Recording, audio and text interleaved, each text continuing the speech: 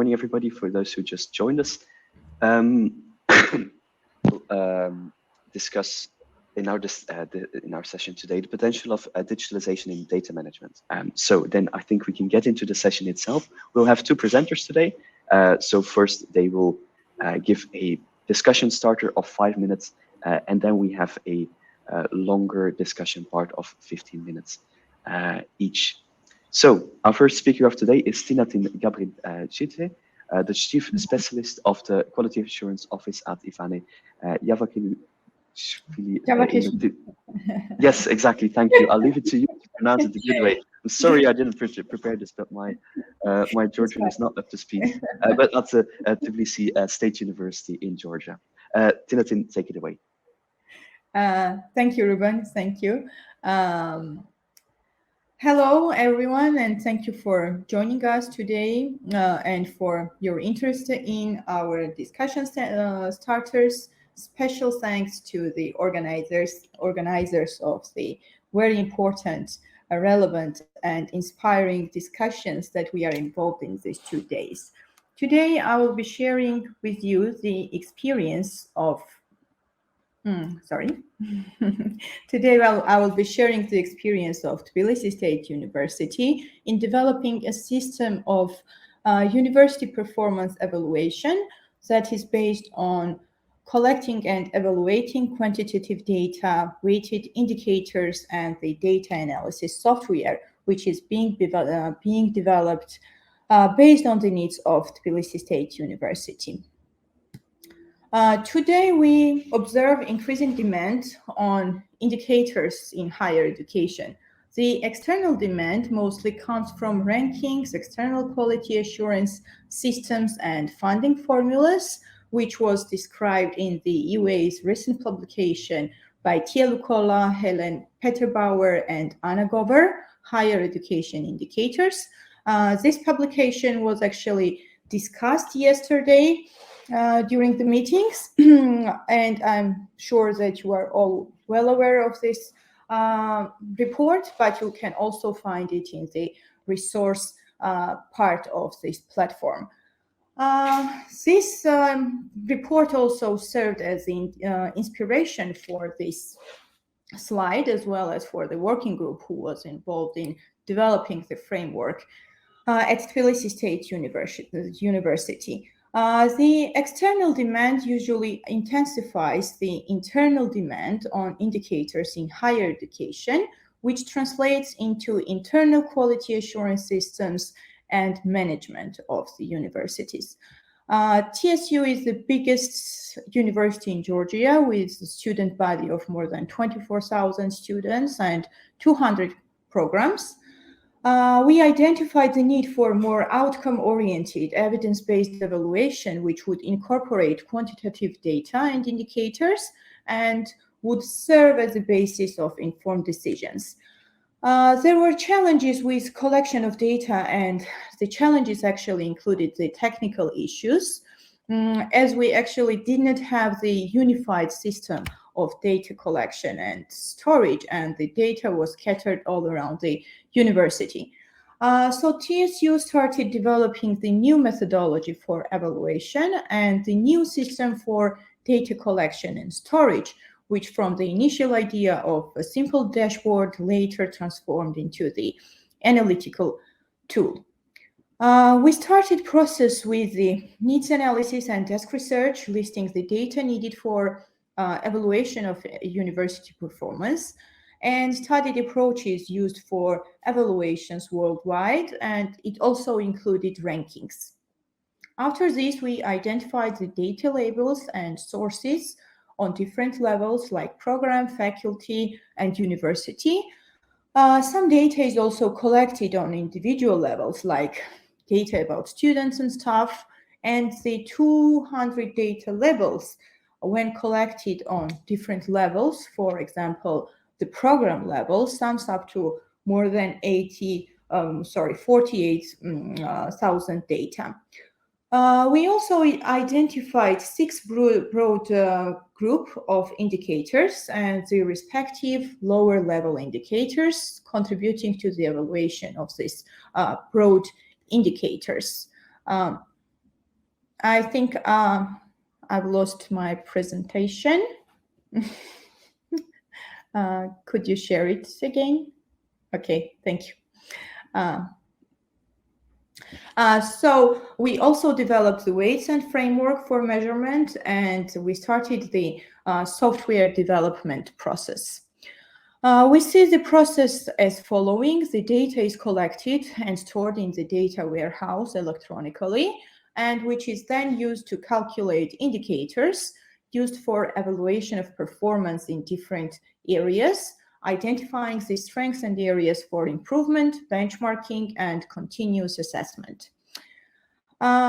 We would also like to share our experience, and we would say that three broad areas where, from our experience, the institutions may face challenges and expect limitations in the similar process are resources, product, and culture. The development of the new evaluation mechanisms and its respective software needs adequate financial resources together with the dedicated staff, and we also need a lot of time, which is a very valuable resource. You should also have a clear understanding of the needs and expectations from the software tool and be able to clearly communicate it with the software developers, translate the needs. And also when there is a lack of culture of data collection and analysis and using the software tools in the process, you can expect the resistance from the staff and the lack of understanding can occur, and sometimes even fear of digitalization. However, in the conclusion, we would say that we believe that developing the institutional evaluation mechanisms, which uses quantitative data collection and analysis, indicators and benchmarks, brings numerous benefits for the institution.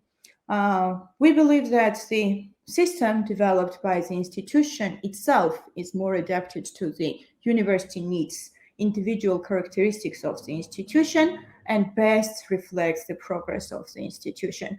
You can be flexible, adaptable, you can cover full area of the institutional performance and aim at your strategic priorities. The digital tools will help the institution to carry out this process without the increasing demand on time and human resources. Even though, as we mentioned, at the stage of the development and implementing of the tool, the institution should devote a lot of resources to the process. Thank you for your attention. If you have any questions, you can ask them, and I will just take 1 second to thank to the contributions of working groups that was devoted to this process, and it was a very lengthy process, like I think more than 2 years we are working on this. Thank you. All right, thank you very much, Tinatin, for this very interesting discussion starter. All right, so we have about 40 minutes right now for Q&A. All participants, all audience members are able to ask questions using the Q&A tab. So I see that one person has already asked a question. Feel free to ask any question to Tinatin after our presentation now using the Q&A function. And also, if you want to interject something, if you want to start a discussion, you're able to ask for the to be broadcasted using the left side menu as well. So I'm going to go straight to Muriel's question for you, Tinatin. You mentioned you moved on from the idea of having a dashboard to analytics tool. And what does that mean exactly? Thank you for the question. At first, we identified the need to have a more systematic data collection tool that would incorporate all these different data regarding students, staff, research. We also have 16 research institutes, and we wanted to make a tool that would bring all this data together and have them at hand. But later, we started exploring the possibilities of using this data in more systematic and more sophisticated evaluation tool. We thought that all this data collected can be used to calculate indicators, performance indicators, and later be a tool for the continuous monitoring, identifying the strengths and weaknesses of the institution, and it would be a tool for evidence-based decision making, so we can on yearly basis explore the development of the institution in every area based on this data, which is later transformed into the analytical tools. Okay, thank you very much. I hope I answered your question. Yeah, in case not, Muriel, you're always welcome to ask another question or to ask to be broadcasted to go in discussion with Tinatin. Like Anna said, everybody's also able to vote on the questions. So if you go to the Q&A tab, you can vote for the questions that you find most interesting. I'm going to move on to the next question from Laima. What is the most valuable management indicator in your university case, or what are the most valuable management indicators? To be honest, thank you for that question. When we were thinking about the weights of indicators or how should we prioritize the indicators, I mentioned that we developed 6 broad group of indicators, which including different areas of the institutional performance. The 6 broad areas were learning and teaching, research, internationalization, finances, infrastructure, and third mission. But all these broad categories have their indicators, which are grouped within these broad categories. And we allocated some weights to the groups of indicators.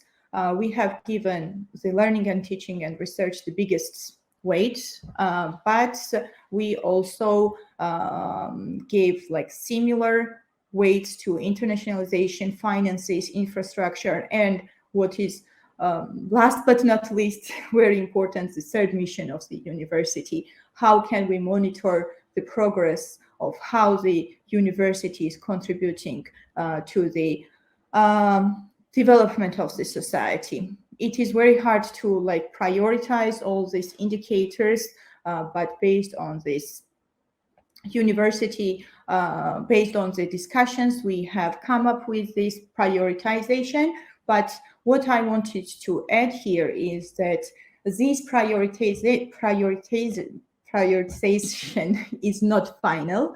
What is good that when you develop the software yourself and the methodology, you can always change the weights or prioritize based on the evaluation results, or strategic priorities may change, or you might see that you might have you might need to pay some more attention to the different area of the university performance. So it can be modified according to the evaluation results. Okay, thank you very much. Thank you. Another question by Yoli Michala. What are, according to you, crucial actors to talk to when defining the data needs? Oh, thank you. It's a great question because I mentioned that it was a very lengthy process. Because it was not like top down, we approached a lot of stakeholders. When we started the identification of the data that should be collected, we started with the desk research, not desk research, but at first we identified what data was collected at the university. Then we looked at the external evaluations. What did the external evaluators expect from us? We also looked at the rankings, and then we had multiple, more than 11 focus groups with different stakeholders at the university to ask them about their opinion, like what data do you collect, what data do you deem necessary, for example, to evaluate financial performance of the university. We also had a focus group with students just to hear their opinion, and I think that we somehow managed to involve as many stakeholders as possible. We also had representatives of scientific research institutes, so they were adding up to the existing data. That's why I think that it took more than almost 1 year, and we are still flexible. They can still approach us if they thinks that something should be added to the process, we are open. Okay, thank you. There's another question that I think ties in perfectly what you just talked about, and that's, did you find any resistance within the institution when trying to implement the system?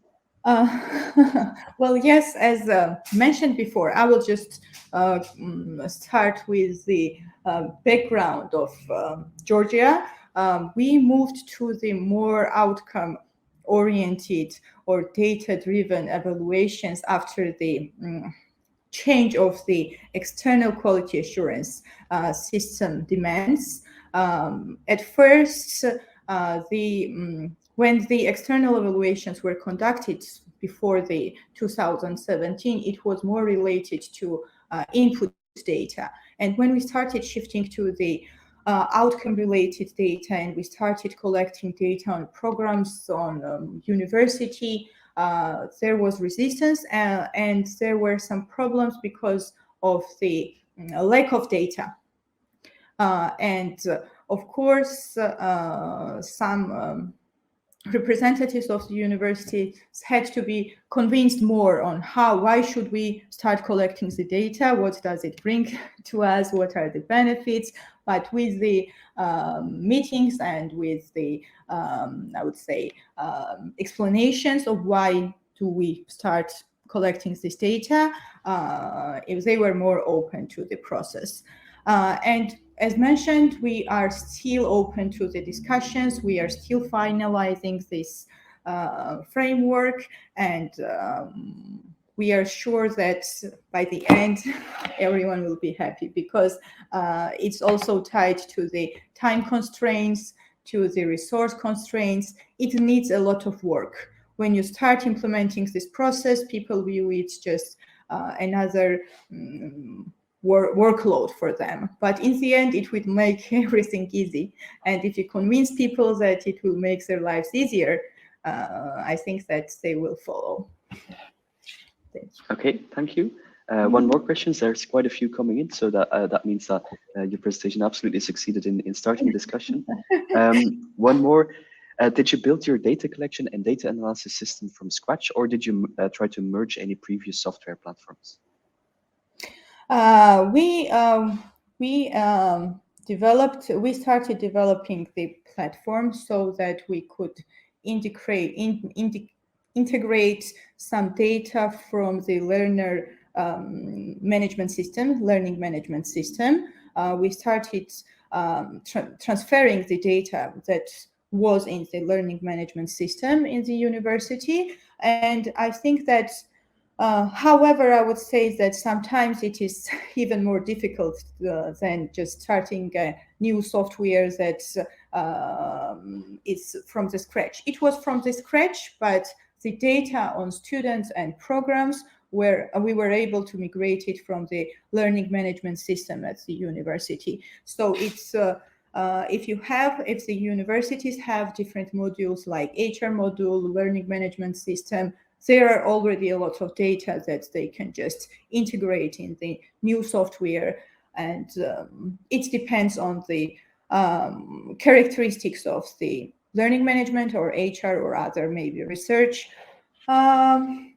module. It is still in the process, I would say, because when you're working on the software, you're adding and adding and adding. The ideas just come in the process. You think you finalize it, and then you're thinking, we should add some more data, we should add some more indicators, and it complicates the process for the software developers and for us as well. Yeah, I absolutely recognize that. Yes. Okay, I've got one last question for you, I think, and then our time for this Q&A is up. Do you have a centralized unit to collect the data, and who makes the evaluation of data? Thank you, and it's also a great question because I was not able to say everything in the 5 minutes. So all these questions, I'm really happy for all these questions. Actually, we do not have the central unit for collecting the data, and it is our idea for the future to have the units responsible for collecting every data. because all this data was scattered between the departments, between the faculties, between the research institutions, and when you needed to collect the data, you had to approach different people, different departments, and it also was more time-consuming, but this data collection software gives you the opportunity to have it all together, save time, save human resources, and have a dedicated person or unit to control the collection of the data. So I think that it is great for every university to have the central unit or person who is responsible for that. And the data collection tool will help. But as mentioned, this data collection tool, we do not see it as just the data collection tool. We see it as the analytical tool for the evaluation of university performance. Yes. Okay. Thank you so much. This is all the time that we have for the Q&A, but thank you very much for your presentation and for the answers to the questions. And then I think we will move on. Okay. So our next presenter will be Deniz Kozanoglu. He's a assistant professor and researcher at Yeditepe University and at Lyon Saint-Étienne Research Center. All right, Deniz, the floor is yours. Thank you, Ruben and Tinatin. Good morning, everyone. Thank you for joining us. I'm Deniz Kozanoglu. As Ruben indicated, I'm working as an assistant professor at Yeditepe University, Istanbul, and as an advisor at the Turkish Higher Education Quality Council, Ankara, Turkey. And I'm also affiliated to the GAT Lyon Saint-Étienne Research Center, France. First of all, thank you, Ruben, for the presentation. Yes, first of all, I would like to express my sincere thanks to Professor Ümit Kocabiçak from Sakarya University, who made invaluable and significant contributions to this study. I would also like to express my heartfelt thanks to Professor Canan Aykut Bingöl and Professor İpek Karaaslan from Yeditepe University and Professor Muzaffer Elmas from the Turkish Higher Education Quality Council, as an abbreviation TXC, for their contributions and support. The main factor that distinguishes a university from other higher education institutions is that it conducts its processes using digital information and data management technologies that it has developed itself or adapted according to its own needs. The quality and accreditation journeys of Yeditepe University in Istanbul and Sakarya University in Sakarya in Turkey have provided these universities with the opportunity to demonstrate their differences and successfully manage change by developing unique and original approaches. Developed by Sakarya University, SABIS is a quality-oriented digital university management platform that integrates the learning and teaching management system, research and development management system, administrative and support services management, application and community service management system, and corporate management system. The system consists of integrated modules supporting the Bologna process and is accessible by academic and administrative staff, student, and guest users. SABIS also has a module that supports national and international accreditation bodies. The system provides essential contributions to the academic staff through accreditation tools that save the complications involved in preparing a portfolio. Among the main modules of SABIS are the Student Information System, Staff Management Information System, Academic Information System, Learning Information System, Graduate Information System, Course Plans and Schedules, Program Evaluation, Recognition of Prior Learning, and Strategic Management System. The QDMS, Digital Integrated Quality Management System, has been developed to automate the activities required by the Quality Management System standards of Yeditepe University. It's a modular application that enables academic and administrative staff to execute and follow all related activities by creating the documentation infrastructure required by quality assurance standards. This system is also an integrated quality management tool that measurably and securely provides the activities required by quality standards.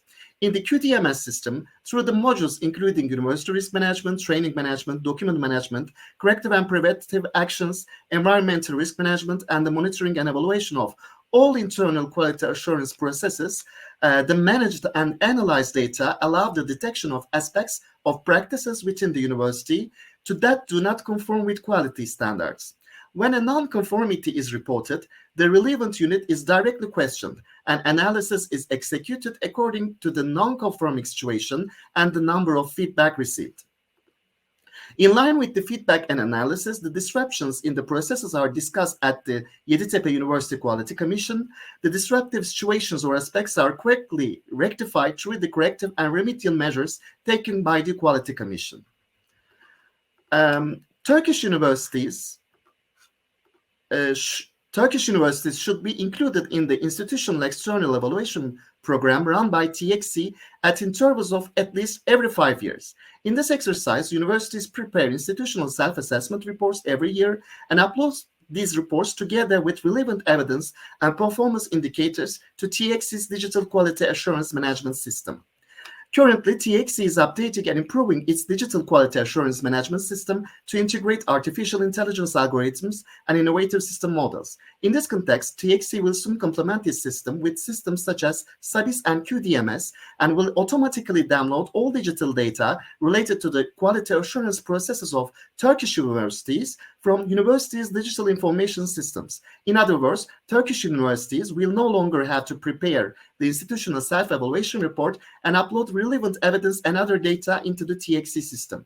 In addition, the changes that have occurred in the quality assurance processes of universities over the years will be concretely observed thanks to artificial intelligence. Thus, there will be a significant reduction in the bureaucratic workload, time will be saved, and information on the status of universities will be obtained simultaneously. The results of the survey conducted in this study provide an overview of the digitalization potential of data management in Turkish universities, making possible the following observations. First, digital data is the essential component of the digital campus created by the Learning Management System, University Information Management System, and Quality Information Management System for all Turkish universities. Second, in 33% of universities, digital data content is controlled by quality committees or other relevant quality units. Another 33% is controlled by IT or the General Secretariat, while 16% is controlled by institutional data management and analytics coordinators. In another 16%, content control is carried out by heads of departments, programs, and faculty members.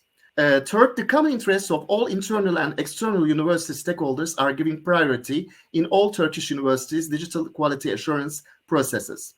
And finally, outcomes obtained through digital data are checked for effectiveness in 33% of universities through performance indicators related to digital data management and corporate performance management.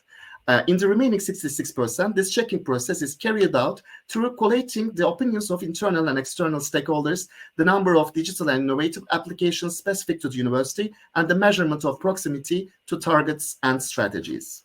In line with the experiences of Yeditepe University and Sakarya University, and in light of the survey results conducted within the scope of this contribution, Turkish universities ensure sustainability in their institutional success.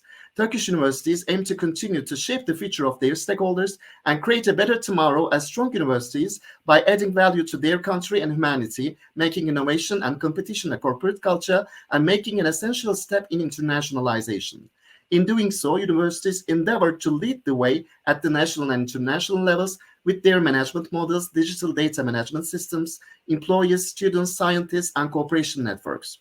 The issues and survey results addressed in this research pose the following questions.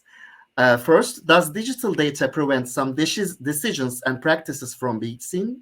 And second, are there any elements that are lost with digital datafication compared to the previous bureaucratic methods?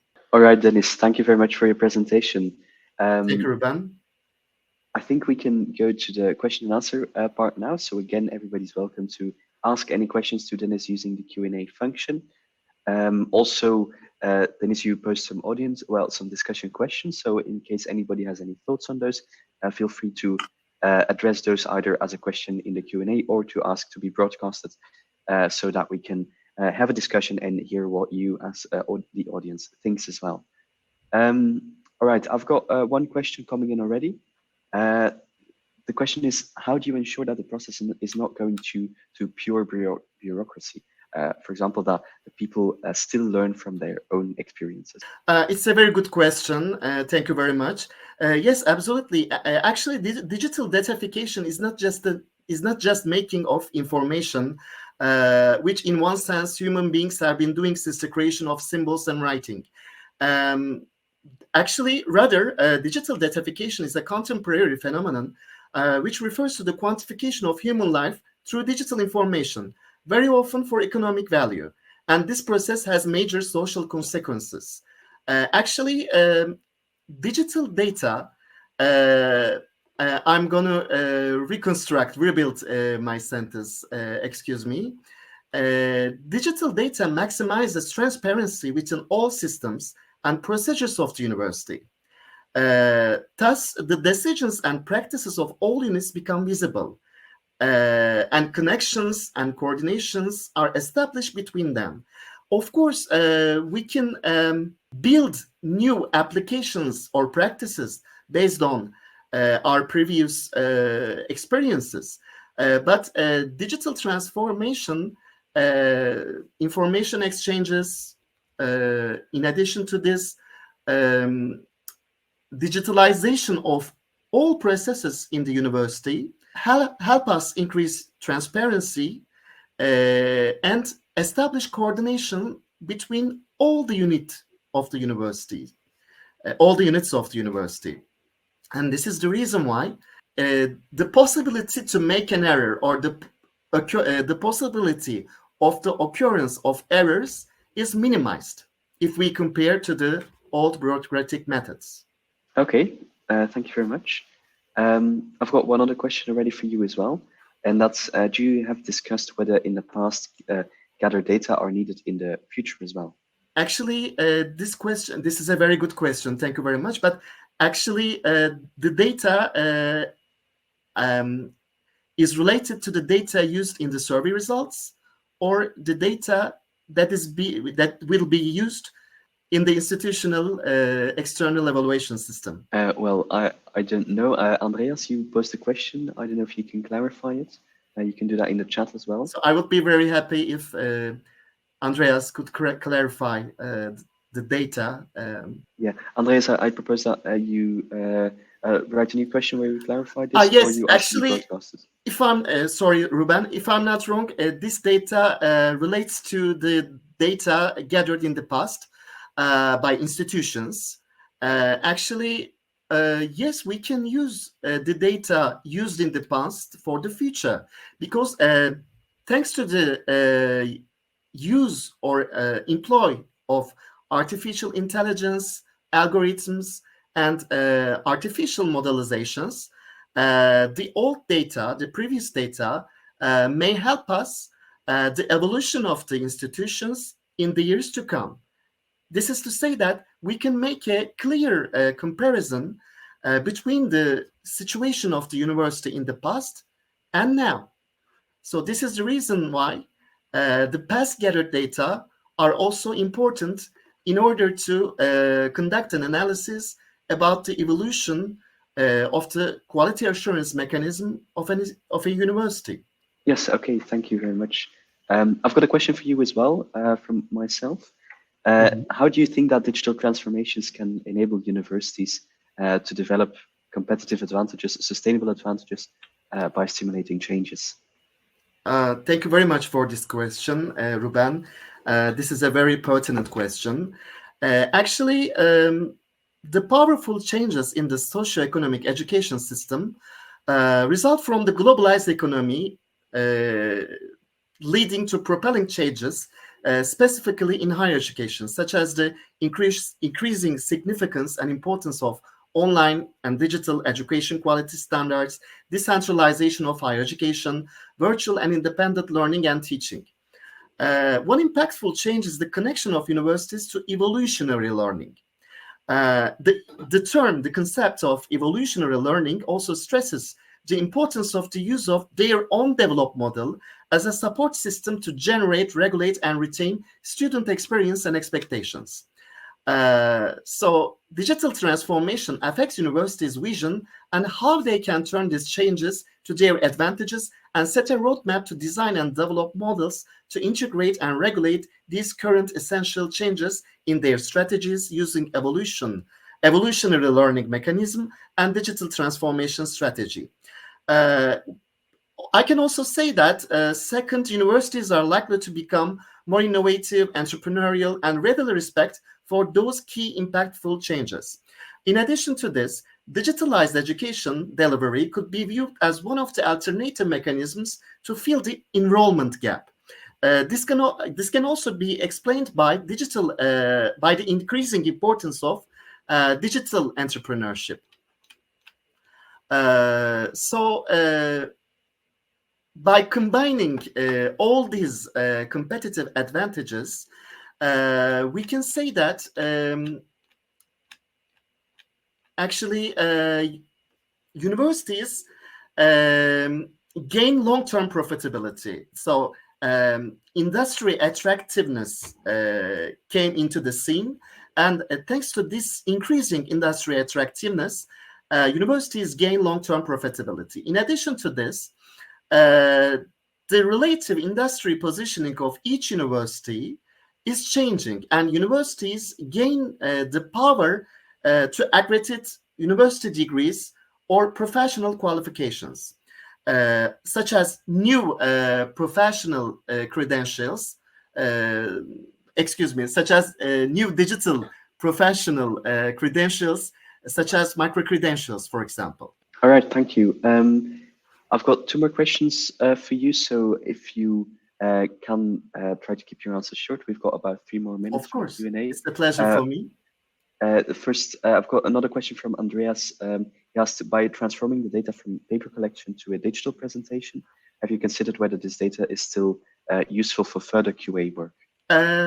Why not? Because actually we will just change the format. So the information, the existing information on the paper will be transferred to the digital format, and this is what we call digital transformation. So everything written in the papers will be transformed in the electronic format. So this is the way we can compare the previous situation or previous structure of a university with its current structure, and this is the way we can make a comparison with the past and now.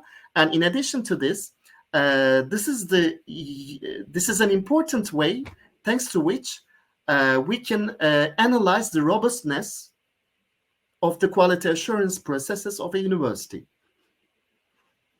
Okay, thank you. And then one last short questions. Can you line out how exactly the university's data systems reduce workload when it comes to self-evaluation reports? Actually, in Turkey, universities must participate to the institutional external evaluation program run by the Turkish Higher Education Quality Council. And this is the reason why they digitalize their existing information on the papers into the quality assurance softwares. And this is how they manage and integrate all the information existing in their different quality assurance processes. So by using the information, by using the digital information that they use in these digital softwares, they prepare every quality commission of each, the quality commissions of Turkish universities prepare an institutional evaluation report. And this report is being updated on the digital quality assurance system of the Turkish Higher Education Quality Council. So the report is uploaded on the system with relevant evidence and performance indicators, as well as the related data. Okay, well, thank you very much for answering this question as well. Thank you so much, Deniz, for your presentation and for Thank you, this Ruben. interesting Q&A session as well. With this, our time is up for today. We have to wrap up. I thank again very much Tinatin and Deniz for their presentations and for the Q&A. Also thank everybody in the audience for your participations, for asking the questions, and for listening attentively to the presentations of these two speakers.